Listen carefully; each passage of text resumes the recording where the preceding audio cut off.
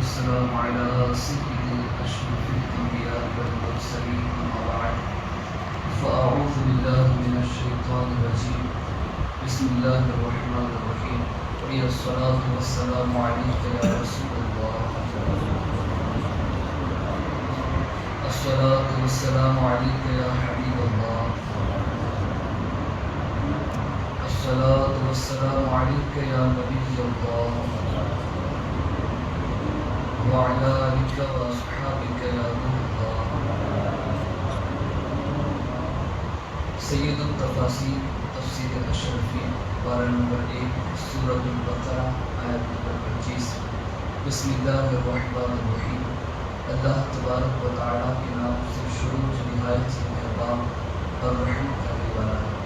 وبشر الذین آمنوا وعملوا الصالحات ان لهم جنات تجری من تحتها الانہار كلما رزقوا منها من ثمرة رزقا قالوا هذا الذي رزقنا من قبل وأتوا به متشابها ولهم فيها أزواج مطهرة وهم فيها خالدون. اللہ فرماتا ہے کہ اور خوشخبری دو انہیں جو ایمان لے آئے. خوشخبری دو انہیں جو ایمان لائے, مان گئے اور کیے کرنے کے لائق کام. یعنی خوشخبری دے دو ان لوگوں کو جو ایمان لائے اور ایمان لانے کے بعد وہ کام کیے جو اللہ نے انہیں کرنے کا حکم دیا, یعنی نیک کام کیے. اور آگے اللہ فرماتا ہے کہ بے شک انہی کے لیے ہے جنتیں, یعنی انہی کے لیے جنتیں ہیں اور بہہ رہی ہے جن کے نیچے سے نہریں.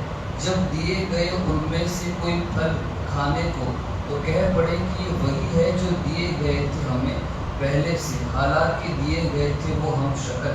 اور انہی کے لیے اس میں بیویاں ہیں پاک دامن اور وہ اس میں ہمیشہ رہنے والے.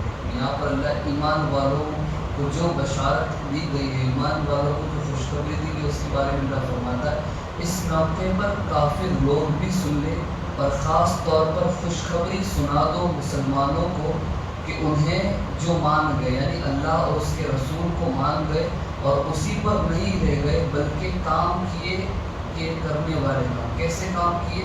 جو کرنے کے لائق کام ہے جس کا انہیں اللہ نے حکم دیا ہے, جس میں نالائقی اور برائی نہ ہو بلکہ نیک ہی نیک کام ہو. ایسے لیاقت والوں سے کہہ دو کہ بے شک و شبہ انہی کے لیے ہے بغیر کسی پریشانی کے جنتیں سدا بہار باغ کیسے شاداب کے بہہ رہی ہے ان کے نیچے سے ان کے درختوں اور مکانات کے نیچے سے ندیاں نہریں. جنت میں نہریں ہیں جس کی ہم نے تفسیر بھی کی تھی اور یہاں پر اسی کی تفصیل آ رہی ہے کہ ان باغات یعنی ان باغ جنت کے اندر جو باغ ہے ان باغوں کے نیچے سے درختوں کے نیچے سے نہریں بہتی. اور نہریں کون سی ہیں؟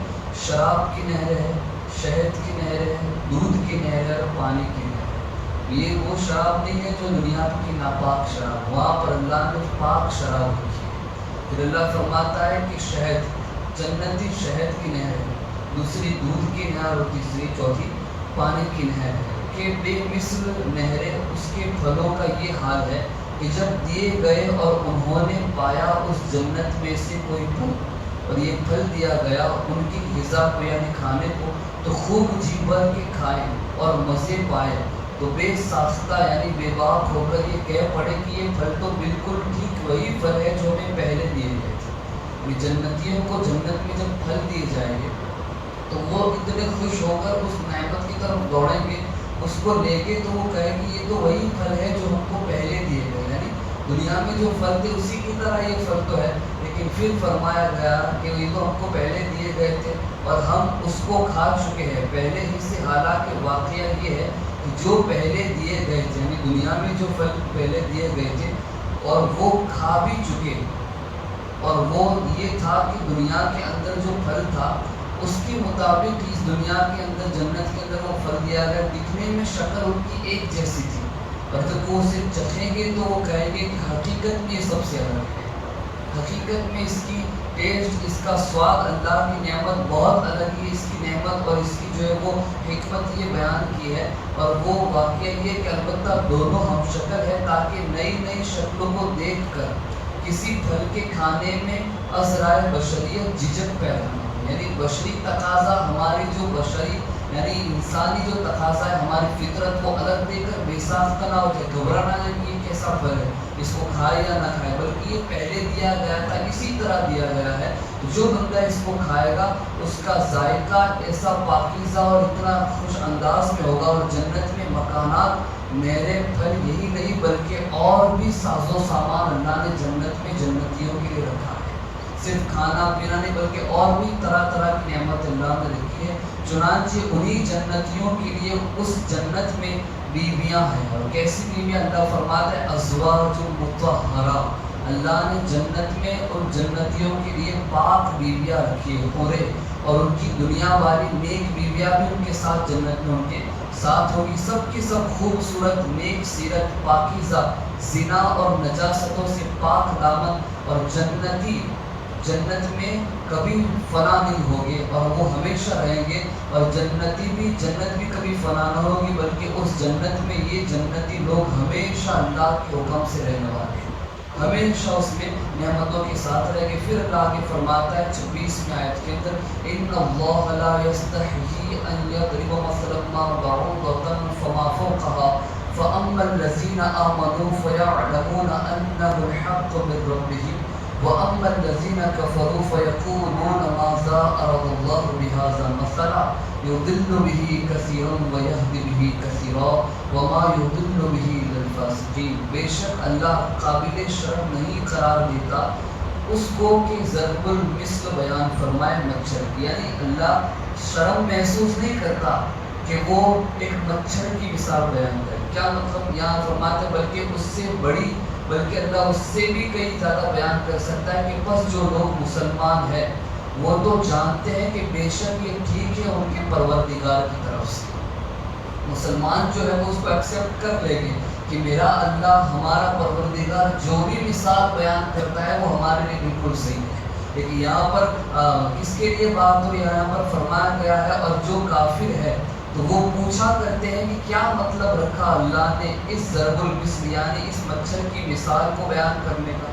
وہ گمراہی میں رہتے دیتا ہے اللہ اس کے ذریعے، یعنی اللہ اسی کے ذریعے بہتوں کو گمراہ کرتا ہے اور اسی کے ذریعے بہتوں کو جو ہے وہ ہدایت عطا فرماتا ہے. اور وہ کبھی بھی ہدایت نہیں پاتا. اللہ تبارک و تعالیٰ کبھی بھی ہدایت نہیں دیتا مگر نیکوکاروں، یعنی صرف نیکوں کو ہدایت دیتا ہے، فاسقوں کو ہدایت نہیں دیتا. اب اس کی تفسیر میں المختصر یوں ہے، اور یہ یہودیوں، منافقوں، کافروں قرآن میں ضرب المثل دیکھ کر منہ کیا بگاڑتے ہو، یعنی قرآن کے اندر مچھر کی مثال جو اللہ نے بیان کی ہے اس کو دیکھ کر تم منہ کیوں بگاڑتے ہو اور اعتراض کیوں کرتے ہو. ضرب المثل بیان کرنا موعظہ و نصیحت اور تعلیم و حکمت اور درس اور عبرت میں مؤثر اور اہل بیان کا دستور آ چکا ہے. اور بے شک اللہ تعالیٰ بھی قابل شرم نہیں قرار دیتے، اللہ شرم محسوس نہیں کرتا اور قابل جھجک نہیں جانتا اس بات کو کہ مچھر کی مثال بیان فرمائے، بڑی چیز کی یا چھوٹی چیز کی، یہاں تک کہ مچھر کی بلکہ اس سے بھی بڑی چڑھ کر روشنی بارش کی، خواہ مکھی مکڑی کی، کہ بس اس کے سننے والوں میں جو مسلمان ہیں اللہ اور اس کے رسول کو مان چکے. یہ یہودی اور کافروں کا ماننا یہ تھا اور یہ ابھی بھی ہے کہ یہ جو مثالیں اللہ بیان قرآن میں کیے کیوں کیے، اس کی کیا ضرورت تھی، اس کی کیا مطلب تھا. یہ جو ہے نا اعتراض کرنے والے، لیکن اللہ نے واضح طور پر کہہ دیا ہے کہ یہ اس کو ماننے کے لیے مسلمان کبھی دلیل نہیں مانے گا. ایمان والا اس مثال کو ماننے پر دلیل نہیں مانے گا بلکہ قرآن کے ہر نقطے پر آنکھ بند کر کے یقین کرے گا. یہ ایمان والوں کی نشانی. اور جو کافر منافقین یہودی ہے وہ ہر نقطے کی ایک ایک کھال نکالنے کی کوشش کرے گے. تو اللہ آگے فرماتا ہے تو وہ تو بغیر کسی شک و شبہ کے جانتے ہیں کہ بے شک یہ مثال بالکل ٹھیک ہے اور یہ ان کے پروردگار کی طرف سے ہے. اور جو کافر ہے اور اللہ اور اس کے رسول کے انکار پر یہ جمے رہے ان سے اس کا کچھ جواب تو ہو نہیں سکتا، تو وہ منہ بگاڑ کر پوچھا کرتے ہیں کہ کیا مطلب رکھا ہے اللہ نے اس مثال بیان کرنے کا کہ بیان کرے. صرف ضرب المثل میں کیا رکھا ہے؟ تو بالکل بیکار سی بات ہے. سچ تو یہ ہے کہ وہ اللہ گمراہی میں رہنے دیتا ہے. اس قرآن کے انکار کرنے کی وجہ سے بہت لوگوں کو اور اپنی گمراہی میں پڑھنے میں یعنی گمراہی سے بچا لیتا ہے، ہدایت دیتا ہے ان لوگوں کو جو ہدایت اپنے دل میں طلب رکھتے ہیں. جو ہدایت کی طرف آنے کی طرف رکھتے ہیں، جو اچھائی کی طرف رکھتے ہیں، اللہ ان کو گمراہی سے نکال کر ہدایت کی طرف لے آتا ہے، اور جو گمراہی کے والے کام کرتے، گمراہی والے عقیدے رکھتے، اللہ تبارک و تعالیٰ ان کو گمراہی کے اندر جو ہے وہ مسلسل اندر ہی دبا رکھتا ہے، اس وجہ سے کہ نافرمانوں کو جو نہ کہا سنے اور نہ سنا قبول کرے اور ہر فرمان کا انکار ہی کرتے رہے اور ان کے خلاف ہی چلے، یعنی اللہ کے خلاف جو چلے گا وہ بندہ نقصان اٹھانے والوں میں ہے۔ اللہ تبارک و تعالیٰ کی بارگاہ میں دعا ہے